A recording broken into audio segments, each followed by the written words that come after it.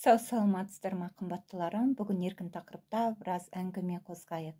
Сіз қалай ойлайсыз? Адамды арман жетелеуде ме, немесе арманды адам жетелеуде ме?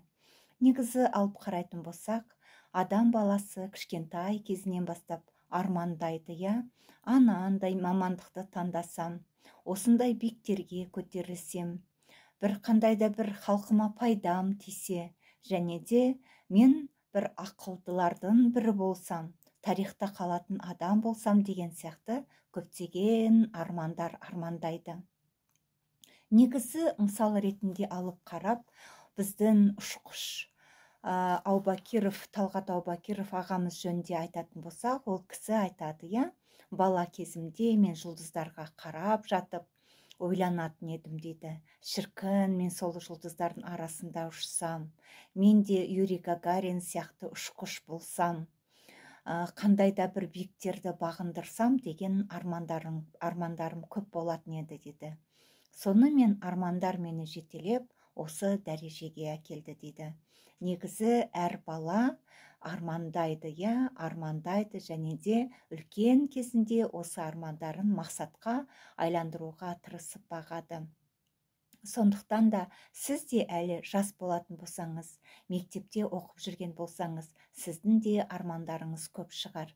Және де сол армандарға жетуге тырысып бағуға, қандай да бір жетістіктерге жетуге, жақсы оқуға, үлгілі адамдардан үлгі алуға, сіздің алдыңызда қандай да бір мақсат болу керек, я? Сол мақсатқа жетуге, армандауға тырысып бағу керек әр адам. Негізі алып қарайтын болсақ, ұлы адамдардың барлығы негізі арманшыл болған деп айтады. Олар сол армандарын орындап, үлкен дәрежеге жетіп, өздерінің армандарын мақсатқа айландырған көптеген ғалымдарымызды, ұстаздарымызды, әр саланың ұлы адамдарын біліп жатамыз. Негізі алып қарайтын болсақ, адам баласы өз өмірінде өзінің алға қойған мақсатына жетуге тырысу керек, я? Сондықтан да бүгінгі күні сіздің қандай да қойған армандарыңыз болса, соны орындап бағуға, қай жолмен жүрсем, қандай варианттары бар екен, қай салада қызмет етуге болады деген сияқты өзіңіз көптеген бала кезіңіздегі армандарыңызды орындап, қандай да бір жақсы жағына жеткенде, орындалған кезде өзіңізді мақтауды да ұмытпаңыз. Себебі мақтау сөз адамға қанат бітіреді дейді, я? Сіздің екінші арманыңыздың орындалуына, солай көптеген 10 шақты, 100 шақты армандарыңыздың орындалуына сізге қандай да бір қанат бітіреді.